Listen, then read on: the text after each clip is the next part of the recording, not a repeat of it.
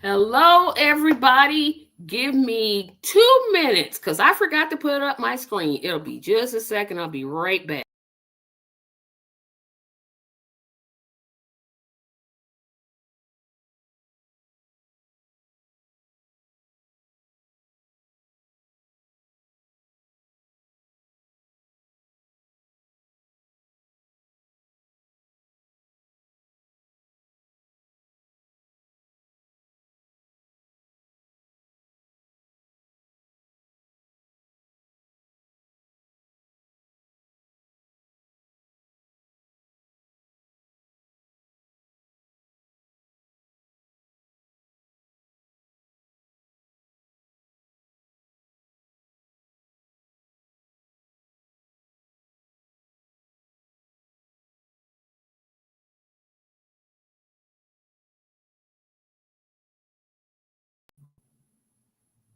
Hello, everybody. Sorry about that. Literally forgot to put up my screen. Um, my name is Tracy. Welcome to a combination of the Saturday show and Tracy's Weekend Review show. So this show is going to be all over the place in terms of what I'm going to talk about. I hope not to be long, but I have a lot to get to.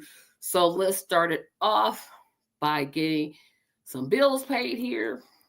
And I'm going to get something to drink real quick.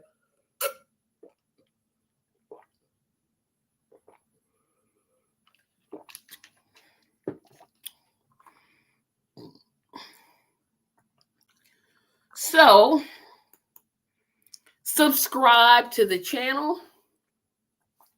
Subscribe. I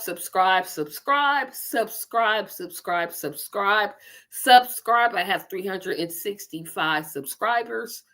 So hopefully I'll fill 366 and 367, 368. We're trying to reach 1,000 before the end of 2025. We're making a good pace, but I would still love for you to subscribe. It literally costs nothing to subscribe. Support me on Patreon. Patreon support starts at $2 per month. And that helps me to keep lights on, pay for my StreamYard, etc., etc. You can support the official merchandise store. Those costs also go towards supporting this channel. Buying t-shirts also helps support the StreamYard, the Zoom link, and eventually someday the website. Following us on Facebook helps because once we get to 100 followers, I can start streaming on Facebook. Follow me on Rumble. I still need that one follower on Rumble to make sure I podcast live on there. Hit me up on Blue Sky, which I call Twitter for non-racist people. Let me put in my other announcement.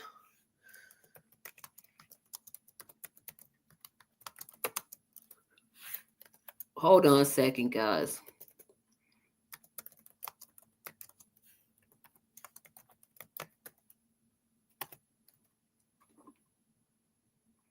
I didn't do that right.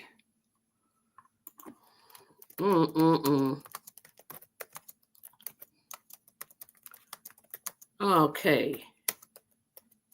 And I had these.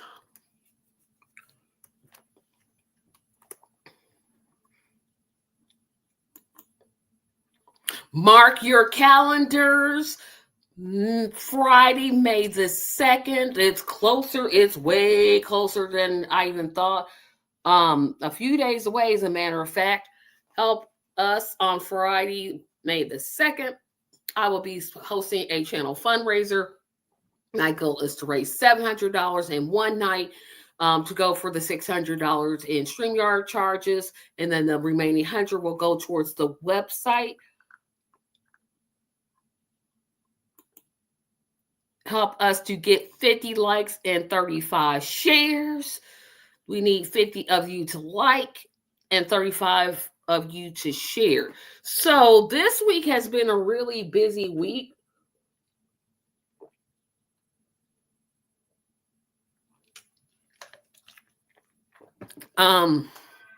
I did not know that the Pope's funeral was yesterday.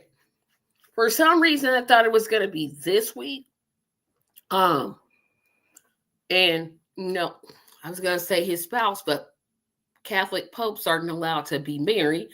But condolences to, the whole Catholic faith, even though, yes, I'm not Catholic.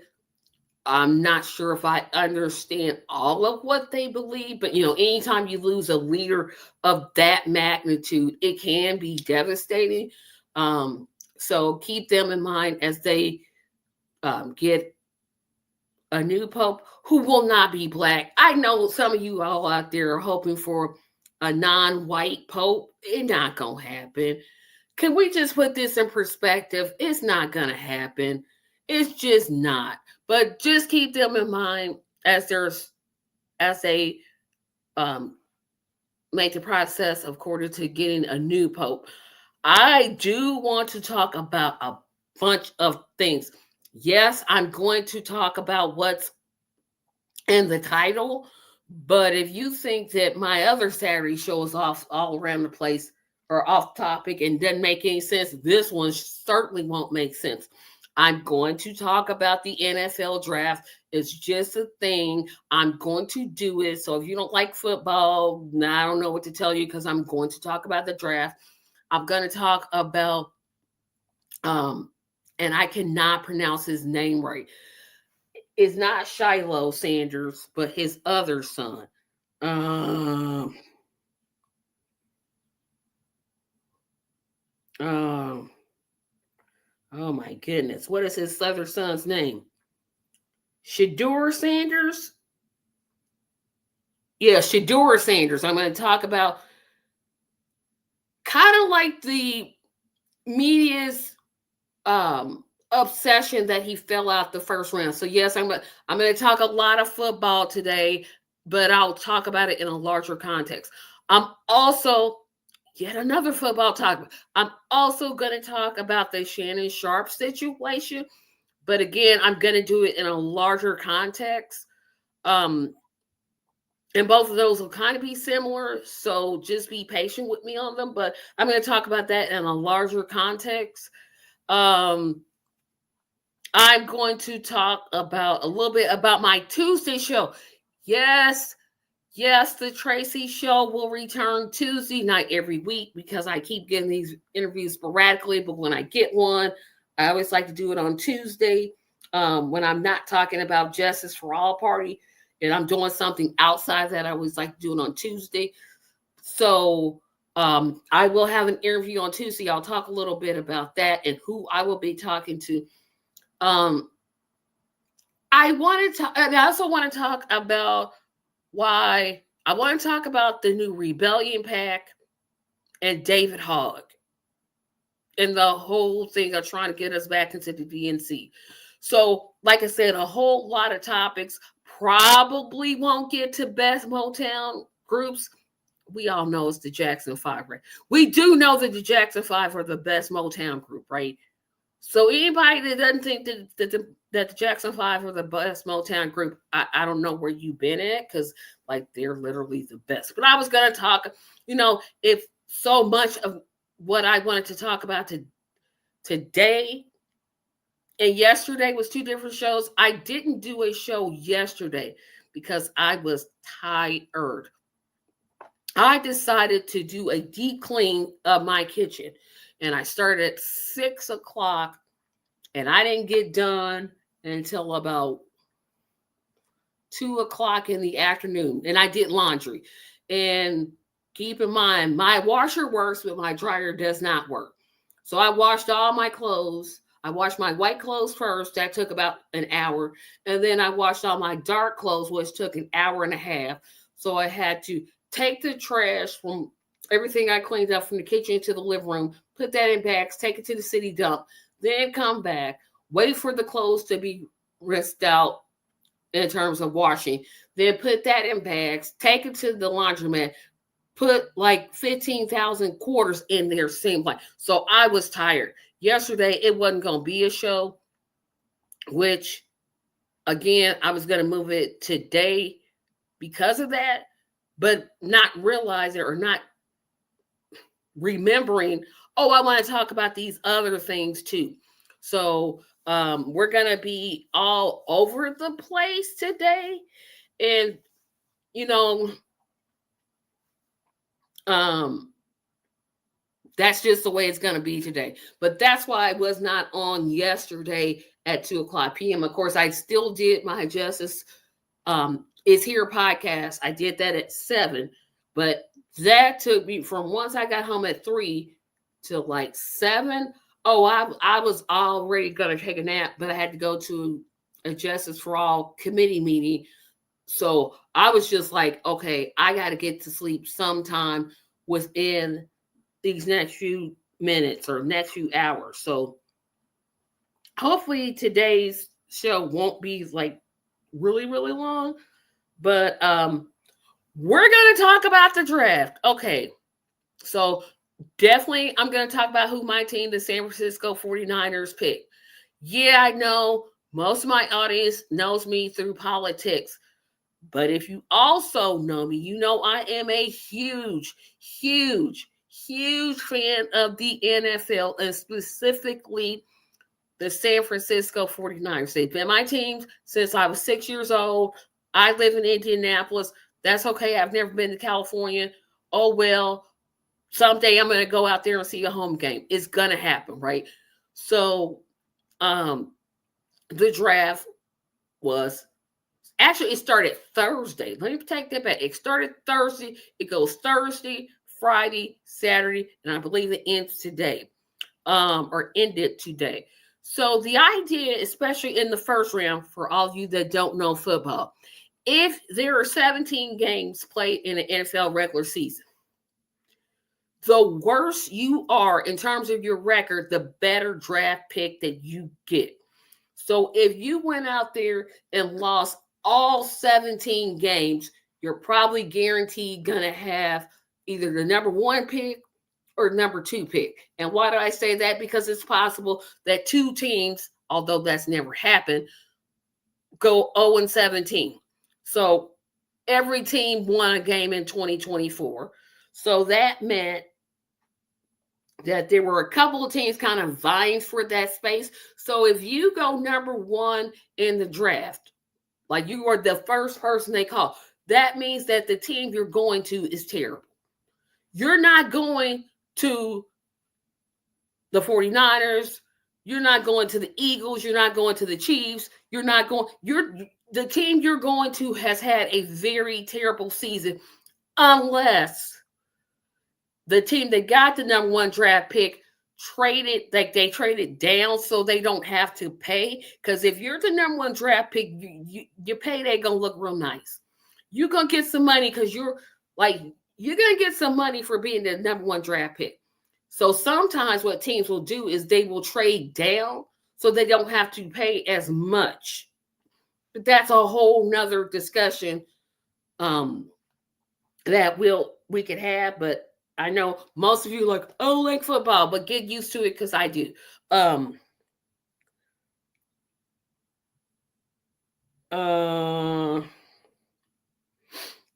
trying to get the list of players that were drafted. Okay, good. So, again, I'll get to it when I get to the Niners, my team. We had the 11th pick, which means we had a terrible season. You don't want to be anywhere in the top 20, right? What you want is, if you have a favorite NFL team, you want to be the 32nd team. That means your team won the Super Bowl, right? If there's 32 teams that can make picks, unless they just traded all their draft picks away, you want to be as close to the bottom as you possibly can, because that means you had a pretty decent season. So you definitely don't want to have that first pick Because like I said, I wouldn't. That means, yeah, you stuck it up. Like you had a terrible season. You had a season that you want to forget. So let's go through it. Um, the first pick was Cam Ward. Now, of course, you guys aren't going to know. Some of you are not going to know these names, but Cam Ward, he played with the University of Miami and Washington State afterwards. So he played with Miami, then switch over to Washington. Okay, so let's just go here. So at number 2 was Travis Hunter. Number 3 was Abdul Carter. Number 4 was Will Campbell. I'm sorry. Let me backtrack because I didn't tell which team. Okay, so the number 1 pick went to the Miami. No, I'm sorry. It went to the Tennessee Titans. I thought they won 3 games last year, but maybe they didn't. So the number 1 pick went to the Tennessee Titans, and they picked Cam Ward. The number 2 pick went to the Jacksonville Jaguars, and they picked Travis Hunter. The New York Giants picked Abdul Carter. The New England Patriots picked Will Campbell, and I forgot to tell what positions. So Cam Ward is a quarterback. Travis Hunter is a cornerback. Abdul Carter is edge, which means he plays defense, I believe. Will Campbell is an offensive tackle. The Cleveland Browns picked Mason Graham, who's a defensive tackle. And I refuse to call them Las Vegas. I will not call this next team. I'm going to call them the Oakland Raiders. They will always be the Oakland Raiders to me. I refuse. We'll never call them the Las Vegas Raiders. It's not going to happen. So the Oakland Raiders picked running back Ashton Gentry. What team is this? The New York Jets picked offensive tackle Armand Mambubo. The Jacksonville Jaguars picked, Terrio McMillan. The New Orleans Saints picked Kevin Banks, who's an offensive tackle. The Chicago Bears picked Colston Loveland, that's a tight end. And here comes the 11th pick. Okay, so now we're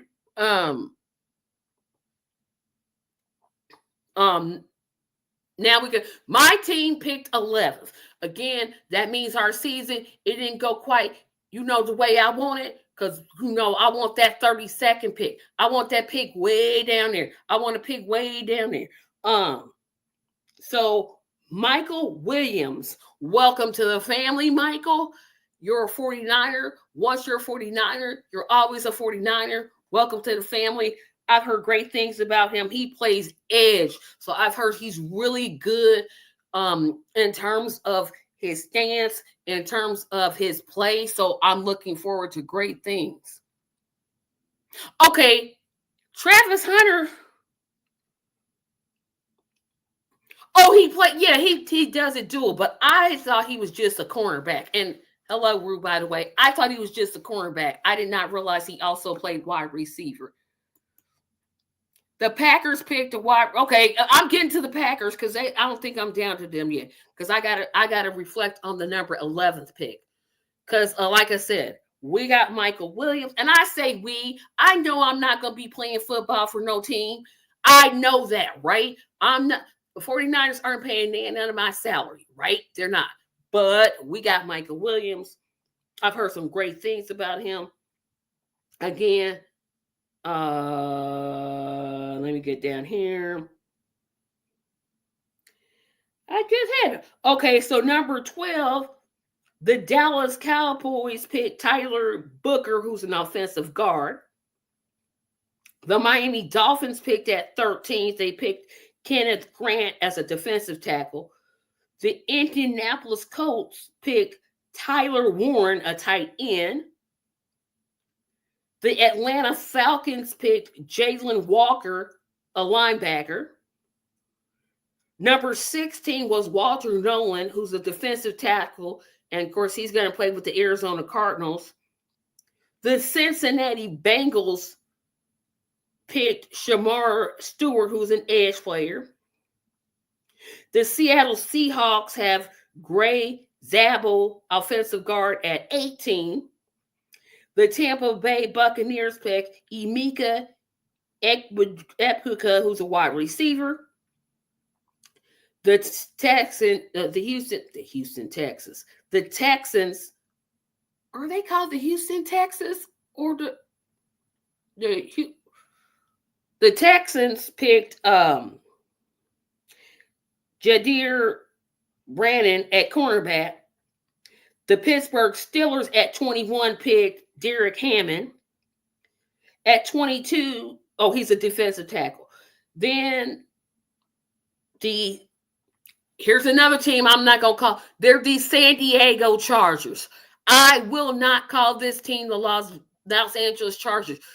You're San Diego. I don't care. You can move to the same stadium as the Rams play in. You are the San Diego Chargers, period.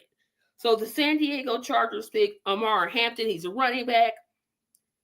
At 23, here we go.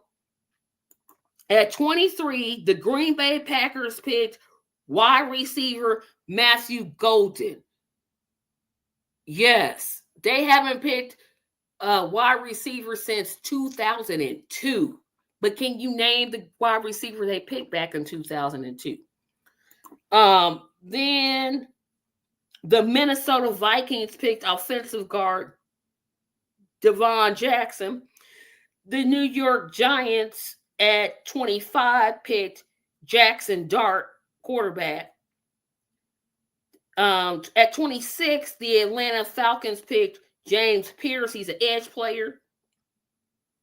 At 27 was Maliki Starks. He's a safety.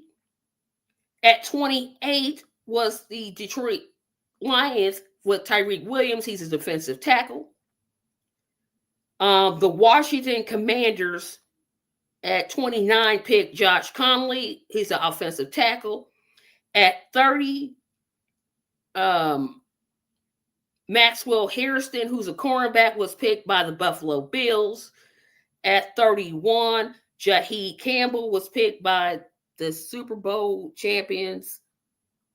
Jaheed Campbell was picked by the Philadelphia Eagles. And last pick of the first round was Josh Simmons. He's an offensive tackle, was picked by the Kansas City Chiefs. So that's the whole first round. And again, when you go number one, like you're the first pick, like Cam Ward was, guarantee your team did not have your team didn't have a good season. They didn't see when you won, right? That means, again, you had a terrible season, or somehow you got the team that had a terrible season to trade their pick to you. Somehow that happened. I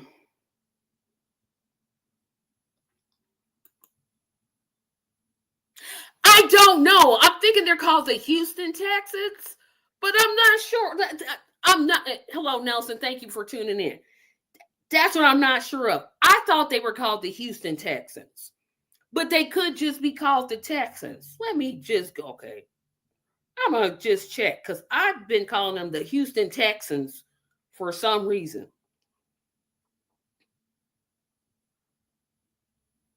Oh, I was right. They are the Houston Texans. They are definitely the Houston Texans. So I was right. Okay. I do know my football. Okay. So they are called the Houston Texans. Oh my gosh. I thought they were called one or the other. Hello. Oh boy. I'm not going to try this. Soros Don Philistine. I hope I got that right. But thank you for tuning in and please subscribe.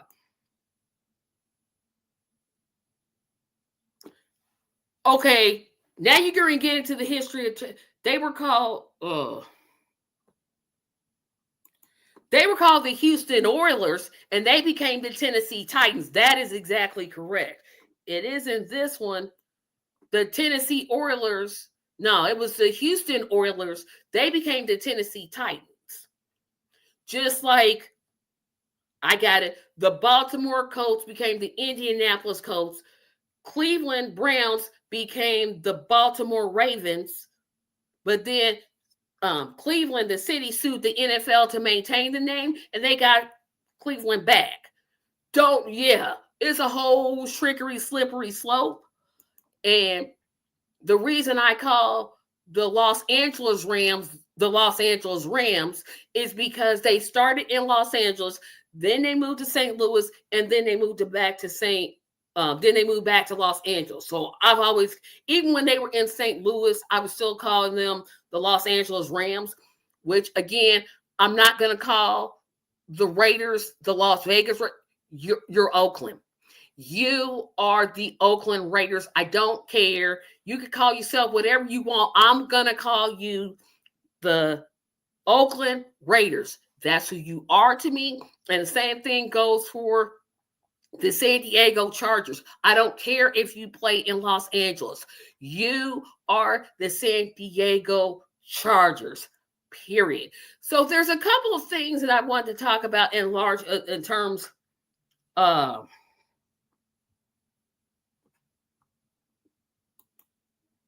my name can be shortened to Source A. Okay, thank you. Because I was like, because I don't like getting people's names wrong. Unless you're Kamala Harris, and then because you're guilty of genocide. But anyway, Deion Sanders' son, Shedeur Sanders, in my opinion, God did wrong. There's no way he should have fell to that 4th round. He is very talented, and the quarterbacks that got drafted ahead of him are garbage. I don't understand. I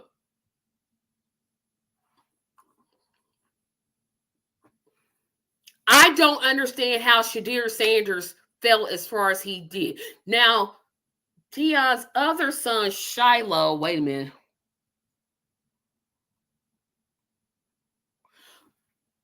I think Deion's other son, Shiloh, got drafted. Wait a minute. Hold on a second. Shiloh Sanders.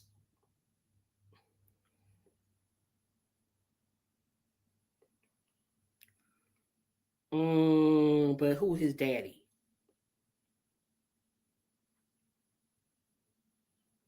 Yeah. So Deion Sanders has 2 sons that got drafted yesterday. Shiloh Sanders, who is now with the Tampa Bay Buccaneers, and his son Shedeur, who is now with the Cleveland Browns. And this will be like their 18th quarterback that they've drafted since I was a child. I got a word to the Cleveland Browns. Stop drafting quarterbacks. Stop it. You guys have had so many starting quarterbacks. It's hard for me. You had Johnny Manziel. You had Baker Mayfield. You had Deshaun Watson. Now you're going to have this one. Stop with the drafting quarterbacks. But they drafted Shedeur Sanders in the 4th round. He should never have fallen out. He literally should have been a 1st round draft pick. There's no way you're going to convince me that he should have fell as far as he did. Maybe early 2nd round. I was like, okay, he didn't get drafted 1st. He's going to get drafted 2nd. Then I was like, well, okay, he didn't get drafted 2nd. He'll get drafted the 3rd. And then I'm like, well, wait a minute. Now they're just trying to be funny. Now they're just trying to be like, now they're just trying to be like real, like, ha. I don't like the way the media treated this. And I'll talk about that here in a second.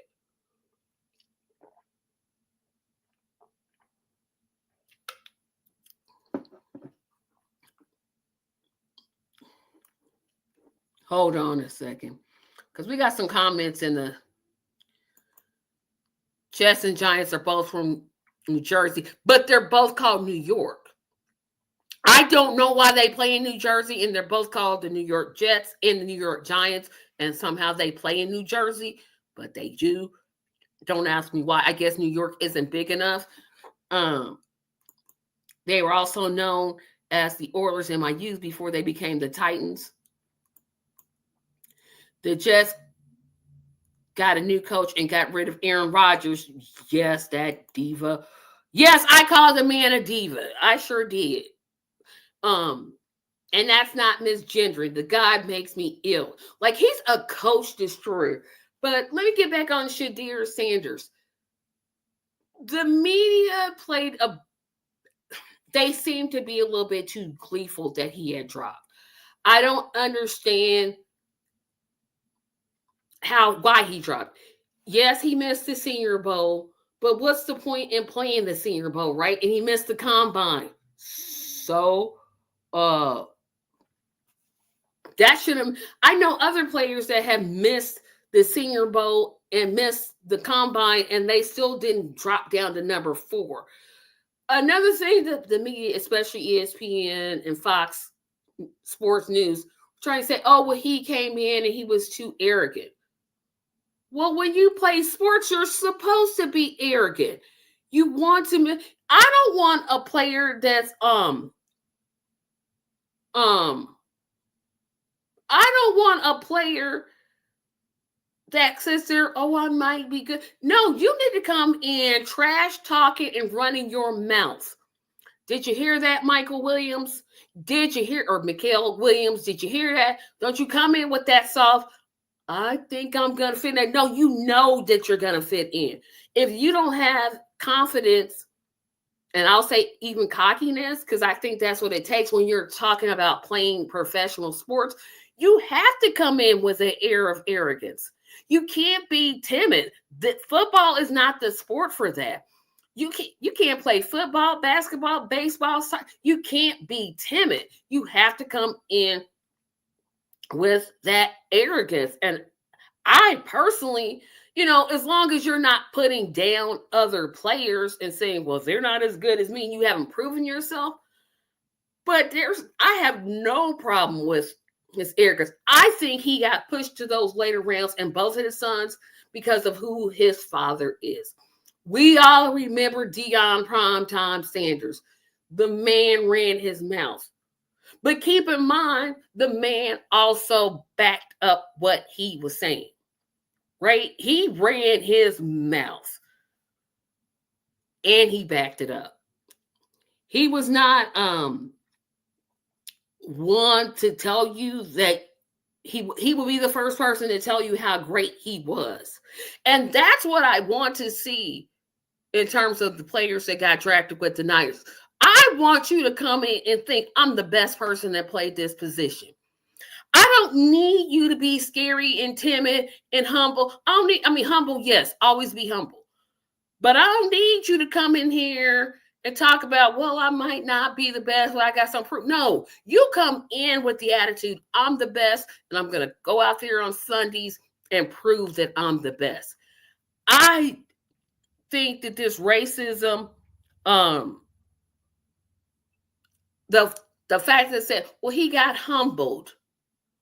Well, I know white players that have failed, and I don't remember anybody saying, well, he got humbled. He got humbled. What does that even mean, he got humbled? I think he's always been like humbled. He plays a position that his father never played. Deion Sanders was a cornerback. Sometimes they would put him in as wide receiver as like a trick play, but mostly he was like 99.9999% of the time he was a cornerback. His son is a quarterback. They play different positions. So I don't remember them doing this when Eli Manning, son of Archie Manning, was like, I don't want to play with, who was it? He got drafted by the New Orleans. No, he got drafted by, was it the New Orleans Saints or the San Diego Chargers? And they were like, no, he's not playing there. We want him in New York.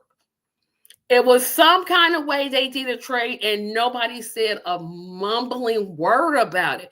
And Deion was like, there's teams that I don't trust.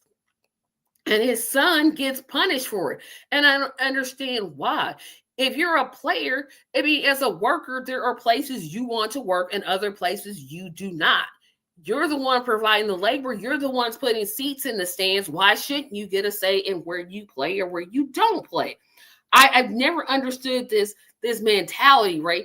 That the media has. It's like, well, you just go where you're drafted. Well, no. I mean, if I'm male, because I'm female, so females don't play in professional football. We just don't. There's no WNFL going around. If I'm drafted, if I'm in the college draft, I'm only gonna play for one team. That's the San Francisco 49ers. If they don't draft me, done. I'm not gonna play. Right? Of course, I have no chance ever of getting drafted. One, because I'm female. Two, because I'm too old. But a player has the right to say, hey, I like to play here. Now, what the media wants is them to say, oh, I'll just play anywhere. No, you're the one, again, you're putting the seats in the stands, not the owners. It's not the owners doing it. It's the players that the fans come to see. They're not coming to see who owns the team. And so for him to show a preference and get criticized for it, but let's go silent when Eli Manning and Drew Brees was another one, did exactly the same thing. John Elway did it. I remember when John Elway did it. John Elway was drafted by the Indianapolis Colts. Bet you I didn't know that. And he was like, oh, heck no, I'm going to play for the Denver Broncos. You better trade me. I'm not going to play. And he's the only one that was like they got criticized for that, right? But it took him winning a Super Bowl, I think he's won 2, to kind of get that label off of him. But why should a player, now if he takes the attitude, hey, I'll play for anybody, then that's okay. But if he says, hey, I specifically want to play for this team, that team, or the other team, I don't think that's a bad thing. And I think the media sells this narrative of, you should just be grateful for what you're playing for. No, I think they should have a say in where they go. They're the ones playing. They're the ones risking their bodies. They're the ones, bringing the heat to the yard. More comments. Y'all is with these comments. I love it. Thank you. Okay, I got that one. The Buffalo Bills are, yes, but Nelson, they may be, no, they just built they had threatened to move to Canada. I don't know why, but they had threatened to move to, yes, but the Buffalo Bills are the only true New York team. Rodgers is tripping on, wait a minute, and Husa thinking he can keep playing games instead of signing with Pittsburgh. No, don't sign with Pittsburgh. Any team he signs with, the coach gets fired. So if Mike Tomlin is trying to get another job, yeah, sign Aaron Rodgers. That's what you want to do, because you will get fired. Every coach he's played under has gotten fired. Sela, the coach of Green Bay, fired. The Trinity is he got to do exactly what Brett Favre did. Because remember when Brett Favre retired or didn't sign with Green Bay, he signed with the Jets. Then he signed, first he was with Atlanta. Let me go back. He was with Atlanta, got drafted by Atlanta, then signed with the Green Bay. When Green Bay cut him, he signed with the Jets. Then with the Jets, he signed with Minnesota. So if Rodgers is going to follow that Brett Favre type of thing, he's got to sign with Minnesota. But I think Pittsburgh should stay away from Aaron Rodgers. One, dude is in your 40s. It's time to hang it up. 40 is not old. Hey, I'm 51. But it's too old to be out there throwing football. You ain't Joe Montana. You are not Joseph Montana, period.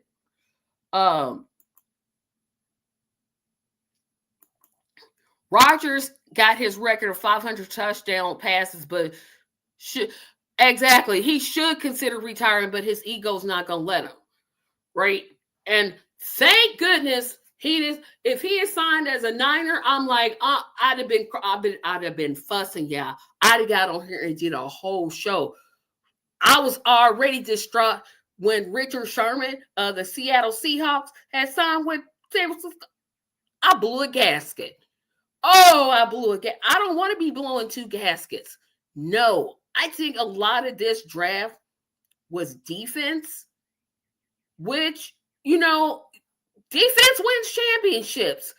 Look at Philadelphia's defense. Defense wins championships. Offense puts people in the stands. So, like I said, I would give the 49ers a B plus on their draft picks. I think they did a really good job. I would have liked to see them get some more help on the offensive side of things in terms of protecting Brock Purdy, but they did draft a wide receiver. Matter of fact, I'm going to tell you all who my team drafted, and then we're going to move into the next topic because we just are. So, so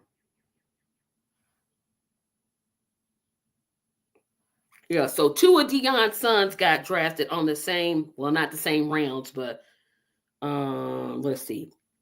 49er draft picks. Okay.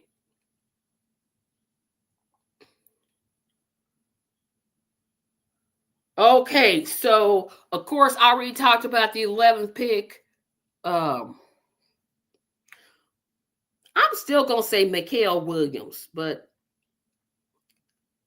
in the second round we took Alfred Collins, defensive end of Texas.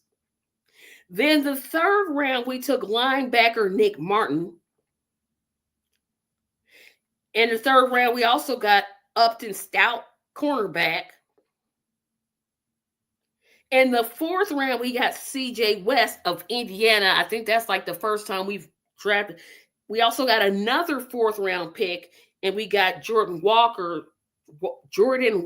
wide receiver. So that was the first offensive player that we have, and I think it was really good to consider going defense because our defense, it wasn't what it used to be. Thank goodness C-Line is back as defensive coordinator. Oh, when he signed back, y'all don't know. I had tears in my eyes. I was like, oh, he's coming back. Because he's the coach. He used to be the coach of the New York Giants. Aaron Rodgers got him fired. Wasn't C-Law's fault. Yes, thank you. I didn't even say that. Make sure you hit that like button because I'm going on. I told y'all, draft, all day draft. But C-Law was a coach of the Jets, but he used to be the defensive coordinator of the Niners. So he got there. Aaron Rodgers gets him fired. He's like, no, I want to win a Super Bowl with the Niners. Yes, so I'm happy. So, in the fifth round, we picked Jordan James, running back, which now that Deebo Samuels is gone, that's a good pick. And the fifth round, we also got Marquez Siegel, and he is a safety. Now, for some reason, at number 7, in the 7th round, we got Curtis Rourke, quarterback from Indiana. And I'm like, well, you got Brock Purdy, but you got to have, some cushion there. Another 7th round pick we got was Connor Colby, offensive linebacker on Iowa. That's where I think that the Niners can make the biggest impact is getting that old line straightened. Then the 7th round, we also picked up Junior Berger from Montana. And so we did a good mixture. We got our defense strengthened, which I think, boy, that we need. Our defense was just so terrible this year. I'm like, you just gonna let them just run on you? It would be like they would stop somebody that first down, and then that second down they would gain like 20 yards. I'm like, what are you doing?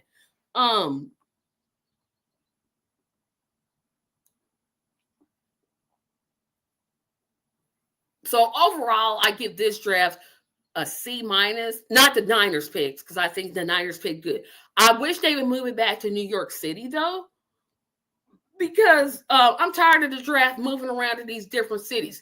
Just put it in New York City, have the commissioner get on there and say with the number 1 pick, or let fans announce it.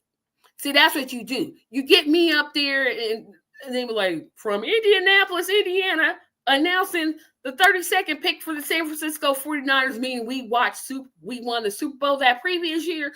And then I'll come up as a 32nd fan because see that would show across. But told you I was going to talk about the draft. I did not think I was going to talk about the draft this much. Ooh, I had a lot of thoughts about it, but I overall I'd give the Niners draft a solid B. A solid B plus. It's not A because I wish they had solely did the offensive line a little bit more. I want it in New York. Just like I want the Pro Bowl in Hawaii, I want the draft in New York.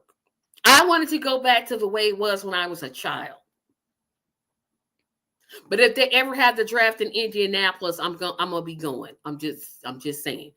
So more football talk because now we're moving into the Shannon Sharpe situation. And I'm not gonna talk about whether I think he's guilty or whether I think he's innocent. Not gonna do that.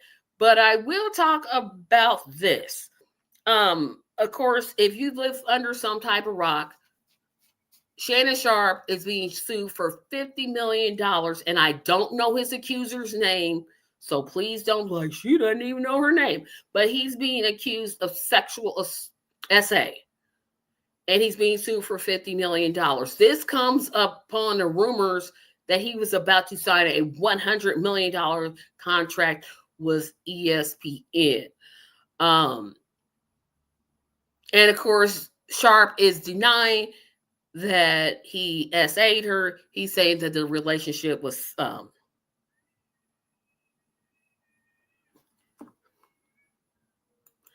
you know what?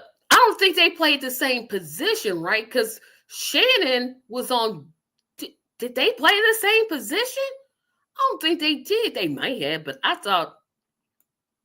But I know Sterling played with Green Bay, and Green Bay cut him when he was having surgery. That was dirty, but so he's being sued. And I want to talk about the two trains of thoughts here. So you have, of course, Sharpe that's denying. He's saying the relationship was consensual. People saying, dude, you're 55. Why are you dating a 19-year-old? You ought to know better. And I'm not going to get into any of that because I question something else. And I'm only talking about how I would handle it. I understand that when women, because women experience SA more than men do, that it's difficult to call the police. Because somebody's going to say, well, why did you just call the police? Because apparently he didn't do this once, he did it twice. Why didn't you just call the police? Why are you suing? Why are you taking the suing for money instead of the legal route? But it's difficult because I remember, that's what I thought. Sterling was a wide receiver and Shannon was a tight end. Yeah, I'm like, they didn't play the same side of the ball. One was offense, one was defense. Why didn't she just go to the police? And if you think about it, we question, and again, I'm not saying whether he was guilty or innocent, I'm not. We question women who make legal claims against men for SA. How did she dress? Did she lead him on? Was she wearing makeup? Did she flirt with him? Did she? It makes it difficult. Our society makes it difficult for women to pursue those type of charges. And it makes it difficult for people to not question her motives. Is this a money grab? Is she trying to gain celebrity? Is she trying to advance her career? Women who make SA complaints or charges have always been brought to the carpet by the media. And I would say in this case, we need to take a step backwards, right?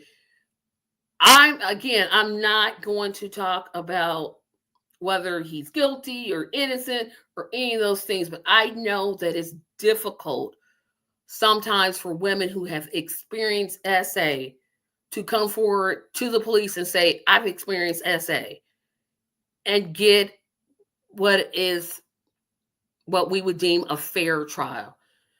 Because instead of assuming that we assume sometimes incorrectly that the man, because most of the time it is men, they're just automatically innocent and there's something that she did to cause this. And I see that argument coming into play here, her background and her motives perhaps. Is it a money grab? I don't know. But I do know that what we've done to women, it's making it hard for them to come forth and say, I've experienced SAA. And it doesn't matter whether, especially if the male is a celebrity. Look at the Diddy trials. He's in and being held in prison now, but it took, those allegations against him were presented years ago and the public ignored it, right? And it took a videotape of him brutally assaulting a woman on camera for us to say, oh my gosh, I guess she wasn't lying. But he still didn't, I don't know if he's being charged with that or not. But it seems like we just question women, or we question any abuse, because men can also be a victim of SA. Absolutely. We seem to question the alleged victim more than we do the alleged person that the accusations are being made against. And it's difficult because, I supported the Me Too movement. I was a big proponent of these men need, because I said men, because let's be honest, women just are not accused of SA. You really don't have to like it. I know you don't, but women, it's very rare that a woman would ever get accused of SA. It just does not happen. The most people that are accused of SA are men. And when that happens, the tapes of him saying that he would allegedly choke someone, those were disturbing. And I don't want to fall anywhere, right? Because this isn't a case for me. I'm not a lawyer. But there are some questions that I have. Like I said, at first I'm questioning, well, why don't you go to the police? That was my first question, because I'm bringing criminal charges. But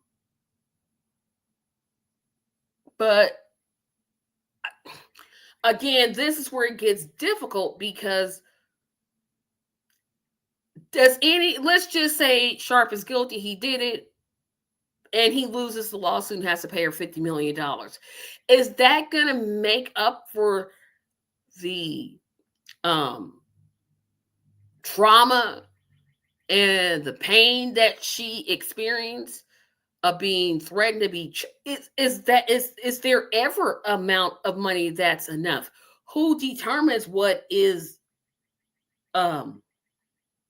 enough? It's such a strange position.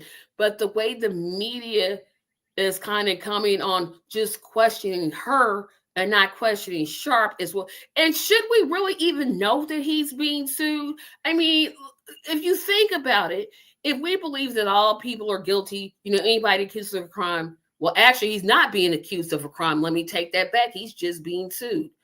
But should we even know this, right? I don't know. There's so many deeper questions in this. But and here comes my deep dive into this. When we look at other famous men accused of the same thing, We have, yeah, I agree. Say it for all you Trump people out there. Um, we have a president sitting in the White House who technically has been found guilty of SA. Um,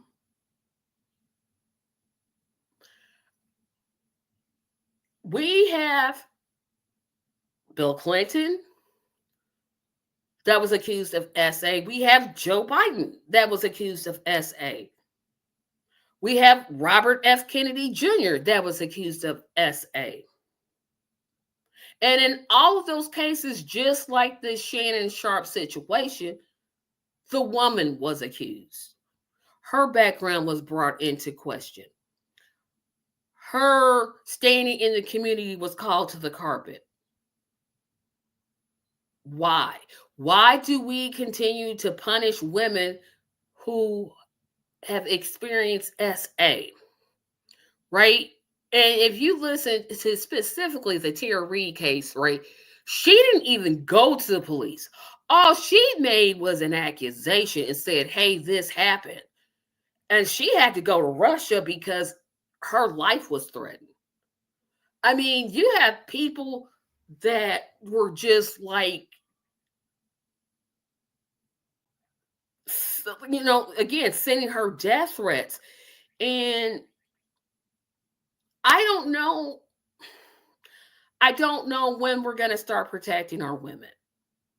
And it really bothers me that when a woman brings those type of cases, we just immediately want to start looking at her background, but we don't look into the background of Sharp, of Clinton, of Kennedy, Cuomo. I could just start listing off names. We never look at their backgrounds. We just look at the female accusers' backgrounds and say, what's her motive? Well, what was their motive? Were they brought? I mean, Clinton wasn't brought. He was impeached, but um he was never prosecuted. He was not removed as president.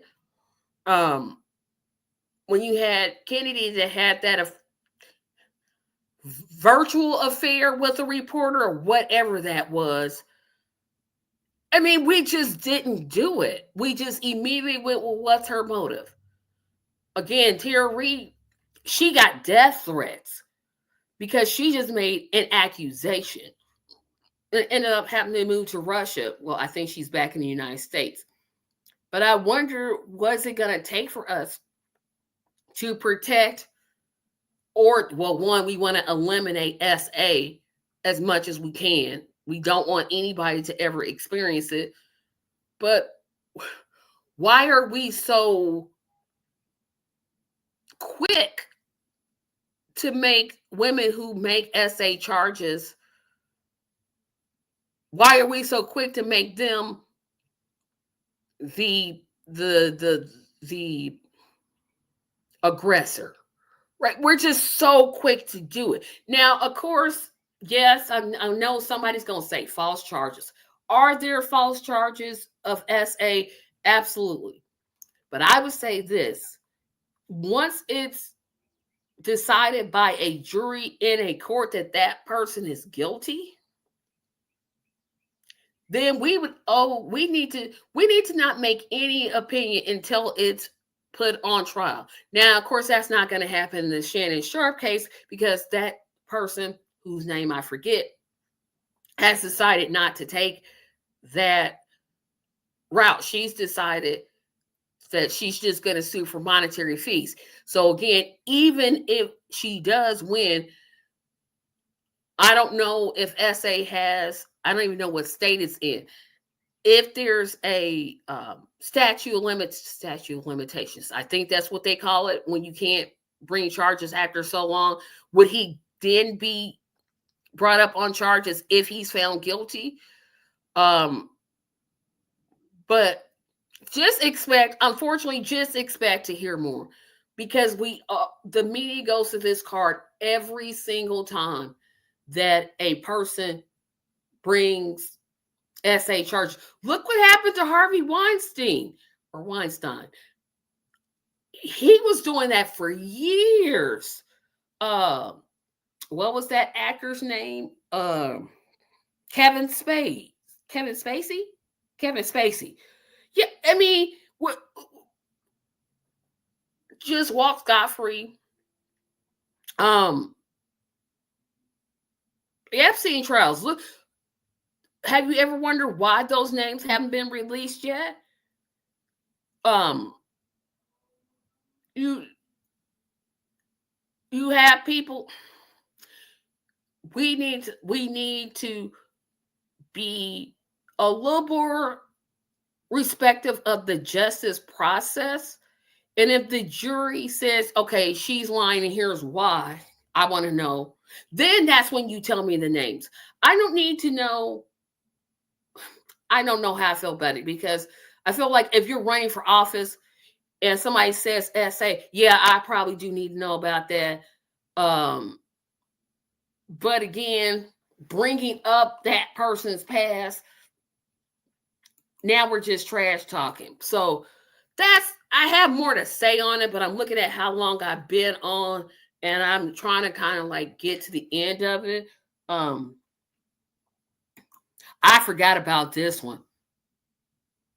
I forgot about this one, Nelson. Federal Judge Clarence Thompson was also charged, and nothing happened to him thanks to Joe Biden helping him. He absolutely did.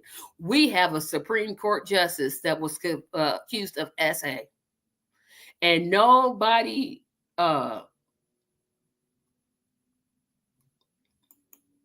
People also had a hard time believing Cosby was guilty. They did. People still have a hard time believing Cosby was guilty. It's he wanted to buy NBC, so they put these women up uh, to tell stories about. But he was found guilty in court. But he got off on some weird technicality, and I forget what it was. But yeah, we do have a Supreme Court justice that was accused of SA. And Joe Biden did help him get through. I literally forgot about Clarence Thomas. That's how bad it is. I forgot all about him. But I think we need to protect those that make the accusation. Now I would say, always report to the police, but is that helpful when it's a famous person? Are the police going to do their investigation, or are they going to be bought off and coerced and all those type of things? But it shouldn't matter whether you're Joe Public or Joe Biden. There should be a trial, there should be a jury, and that jury decides whether guilt or innocence. Now, keep in mind, in a lot of those cases, the women were terrified because they were going up against powerful men, in terms of who they are. And that plays a role in it also. So it's just something to think about in terms of how the media is playing this. Again, there has to be steps to protect those that make SA allegations, and to do research and to figure out, what's actually going on, instead of these crazy conspiracy theories, which we keep getting. Another thing, and probably the last thing, because I said, oh, I'm going to cut this short. Oh, my little beeper's going on.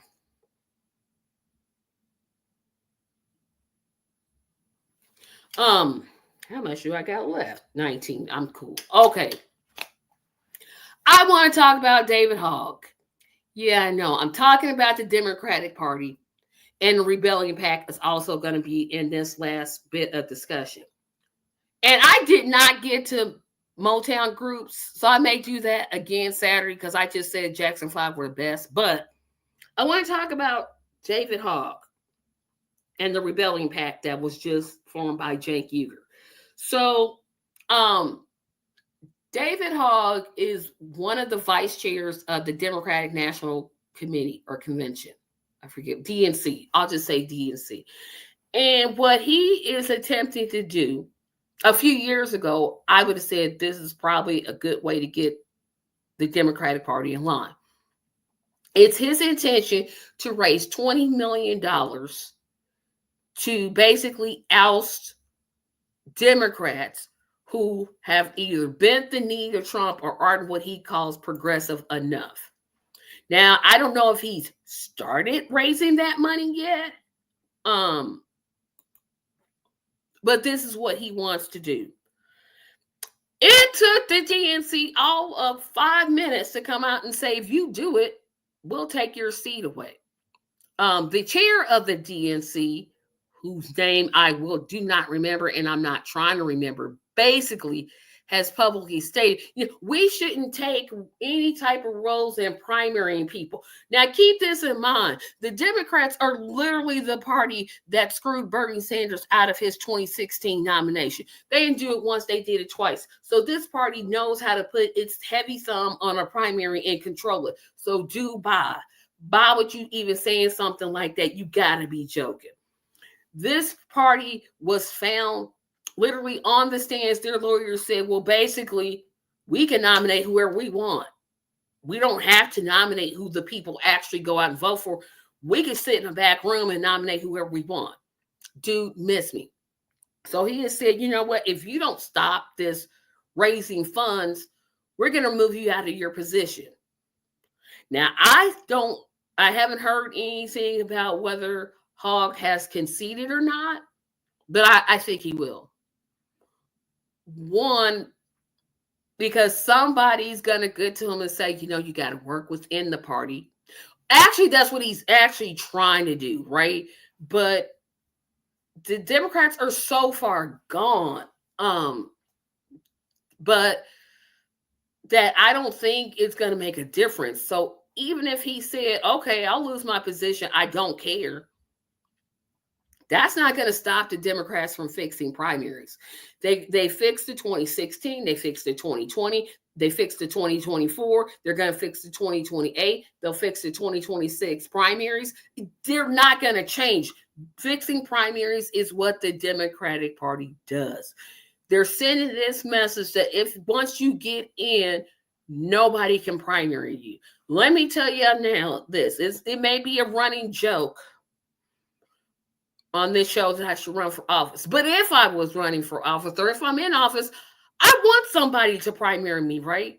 Especially if I go, which I don't think I would, go off a track of what I said I was going to do. Yes, you primary me. That helps me to think, okay, no, I didn't. And this is what I did. It gives me a chance to tell the public, hey, I've done this, I've done this, I've done this. But because Democrats, the Nancy Pelosi's, the Hakeem Jeffries, the AOCs and Jasmine Crockett's, they're so entitled, you can't primary them. Because Chuck Schumer, I didn't mean Jasmine Crockett, she just got in there. Chuck Schumer, you can't primary Chuck Schumer. Well, yes, you can. That's why they're called primaries. You need to face opposition. Without opposition, you can't strengthen your argument. If there's never any opposition, what you there for? Like you need to be standing 10 toes down on what you believe in, and a primary helps to bring that to fruition, right? So yes, primarying them all. Concurrently, or in addition to that, Cenk Uygur, yeah, I know what I think about Cenk. Now, I just went to church today, and I'm going to try to behave, but come on, dude. You cannot be president. You were not born in the United States of America. There are 3 requirements of being president of the United States. Number 1, you have to be 35 years old or older. Number 2, you have to have lived in the United States for 14 years. And number 3, you have to have been born in the United States or born to American citizens, i.e., if somebody serves in the military and they have you overseas, you're considered an American citizen because they served in the military. Bruh, you didn't meet any of those 3. You really thought you was going to be president? Really? So he's formed this new PAC called the Rebellion PAC. If this isn't a justice for all, we're not going to really do anything. We want to just run. We have no objectives. I actually want to show you this site because this is the most ridiculous thing. Let me see if I can get this up.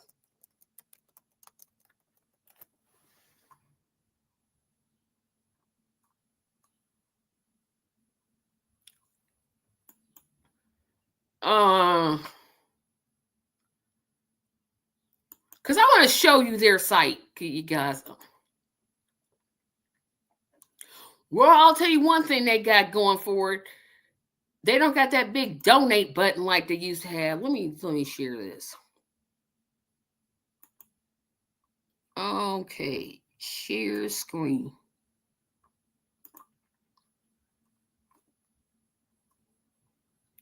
Rebellion Pack. Okay, so unlike Jinx presidential platform, at least it's more than 4.2 points. It says the rebellion is a movement for everybody united in a fight against the rigged system. In a world where power shapes the rules, we reject the corporate driven status quo and strive for a future where change is not just possible, but inevitable. We believe in the economic issues that unite us all, and we stand against the establishment, which has left too many behind. Our goal is to restore fairness, equality of opportunity, and justice for all, breaking free from the grip of corporate rule. We love America and we're committed to making it better than the corrupt system we have inherited. We invite everyone, regardless of political background, to join us in this cultural, social, and political rebellion for a country that truly serves us, the people. Okay, so of course, that's a big old send us some money. But let's look at their plan. Do y'all see Medicare for All anywhere on this list? Where it at? They want higher wages, but don't say how much those higher wages are. Negotiate all drug prices. Why can't they just be free? Ban private equity firms from buying up homes. Now that I agree with. No more wars, but hey, let's just fund the wars we're already in. Paid family leave and get money out of politics. Then we go to the plan. So 2025, this year, they're going to launch the candidate promotion for the initial group, expand partnerships with media organizations and influencers. In 2026, they're going to ramp up media outreach, increase media engagement, and host virtual town halls. Yeah, because that'll do it right there. Then of course this one, because you can't be a PAC unless you ask for money.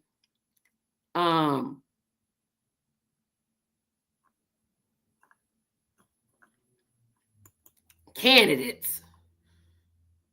If you're interested, I wouldn't, but me, I say sign up with the Justice for All party, but that's just me. That's me. But their leader, the executive director, they even got a store. Come on. But there's a whole bunch of problems with this. Again, did y'all see anything about Medicare for All? Any little thing about Medicare for All? I didn't see nothing about Medicare. I saw negotiate drug prices, and again, I'm going to ask, how come they can't be free? Why? Why can't they be free? Negotiate drug prices? The federal government could do that right now. They don't. They could literally do that right now. Trump can executive order that right now. But the drug companies have told politicians they're not going to go for it. Again, you're the one paying for it. You should be negotiating the prices that would make common sense. How come I'm connecting this to what David Hogg is doing? These type of efforts to sweep people back into the Democrat Party, they're not going to work.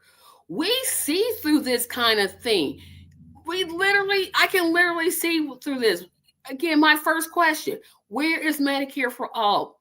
Where is a living wage? Okay, you're saying higher wages. Do you mean $8.50? Do you mean $9.50? Do you mean $10? What is a higher wage? There's nothing specific on that website. It's just these general sounding board, easy speak, do nothing, say nothing policies that we're all supposed to get behind.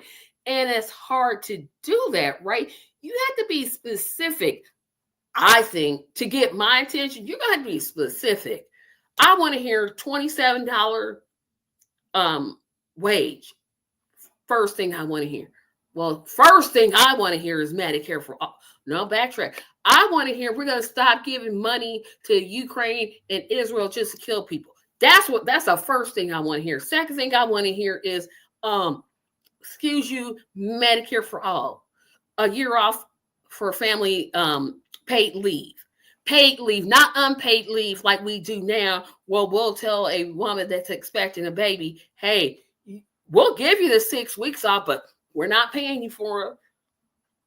That's out of your vacation time. No, paid leave. I think they do have paid leave. Like I said, the only thing that I agreed with that they had, that I agree with 100%, is stopping equity firms from buying residential houses. That I definitely agree with that. They do have paid family leave, so I'll take that back.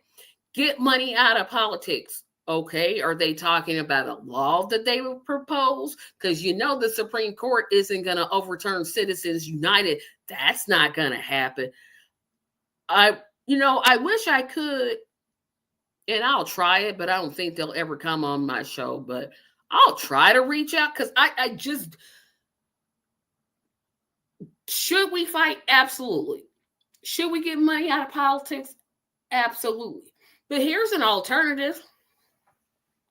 Politicians could just stop taking corporate money on their own. They could just stop taking it. They could literally say, you know what? I'm not doing this. I'm not going to take money. I'm just going to do it this way. And that's what we're going to do. We're not going to take it. But half the people that they'll tell us to vote for, and trust me, they'll be telling us to vote for Pete Buttigieg in 2028, take corporate money. Yes, the Supreme Court should never have ruled for Citizens United, basically saying, oh, you give all the money you want. That was the wrong decision. However, it's not going to change, right? Why can't the squad right now offer a bill up that says, hey, you can't no more. Just put the law, do what Franklin Roosevelt did when he introduced Social Security, and the courts were talking about hindering it. He said, I'll get more Supreme Court justices and kick you guys out. None of that. So this plan, it looks shady to me. It looked real shady when I'm like, well, what do you mean by a higher wage? $7.75 is a higher wage. What? It's not specific. It's, like I said, it's a bunch of platitudes. And maybe they have some plan that they're going to roll out in the next couple of months. I'd be curious as to what it is, because I'm like, y'all just all need to join the Justice for All party. Wrap it up, because it's a wrap with this Democratic Party mess. The Republican Party, they've been gone. They've been gone. They've been over there for years and years and years and years, and they ain't coming back. They just MAGA. The Republican Party does not even exist anymore. It's literally just MAGA. That's all they are. It's whatever Trump says, whatever his ideology is, from 1 minute to the next, they're for it. Doesn't matter. Doesn't matter. He could literally write a bill saying no more free speech, and they'd be like, yes, I agree. Because they have no thoughts of their own. They're willing to do anything to keep in power. But then if you have to think about it, so are the Democrats. See, this is why you should join, because they're literally the same thing, but some people don't want to hear that. Some people are like, oh, no, they're different. They're different, supposedly, on social issues. But if you really look at it, they're really not. Maybe gun control, there's a difference. But it's there on wars, the economy. I see a uniparty. And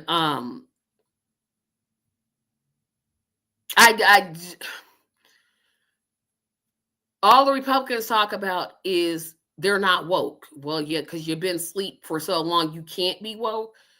And then Democrats talk about, I don't even know what they're talking about. It's like neither party listens to their base. They just don't. But those are my kind of thoughts. I see their address, so I might try it and see what happens. But I'm just really sideways questioning, where is No More Wars? Okay, so what do you do about the funding of the wars now? So I'll send an email. I don't think it'll get any place, but I'll send it. So I said the last thing I was going to talk about is my show on Tuesday. I am doing a Tuesday show, yes. So I'm going to be busy this week because I got a Tuesday show.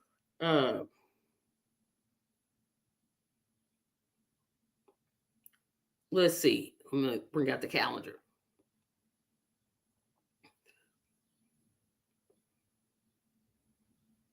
Hold on a second, yo. I got a show the 29th. I have a show I have 2 shows on the 2nd. So here's the schedule. On Tuesday at 7 o'clock p.m., I will be live back with another I Wish the Show Was Every Week, the Tracy Show. I'll be talking to the General Strike US group, talking about a general strike, a subject that I've been interested in a long time. That comes on this Tuesday, the 29th, at 7 o'clock p.m. Eastern Standard Time. Then the 2nd is going to be my telethon. It will come on at 8 o'clock p.m. Maybe I'll sit down and talk about these ideas an hour. I literally have no idea what I'm going to be doing. Then the 3rd, I'll come back with the Saturday show. And then that'll be at 2. And then at 7, I will have the Justice for All podcast at 7 p.m. So that's 1, 2, 3. I will have 4 podcasts this week. Yes, it's going to be a busy week for me, but just keep supporting me. I greatly appreciate it. And maybe I'll go into Friday and talk more about other problems I have with the Rebellion PAC, including its executive director. Big problems with that. But again, these groups,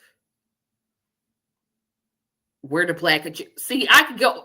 I'm just gonna wait till Friday to do that. I'm just gonna wait. I'm gonna wait. So thank you for joining me. It's been really good. I know this was a football heavy show for some of the people out there that most of my supporters don't even like football. I know y'all don't, but I do.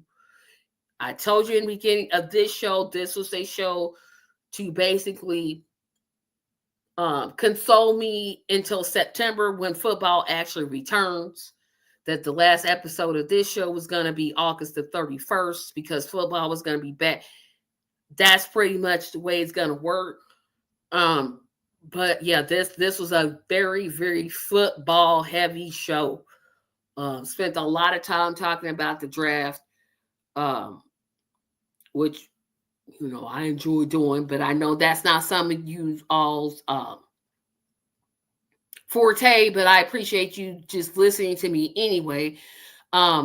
Remember to subscribe to the channel. We're at 365 subscribers. We're moving towards that 1,000. We're going to keep moving towards that 1,000. We're not going to stop. We will not stop. I will not stop.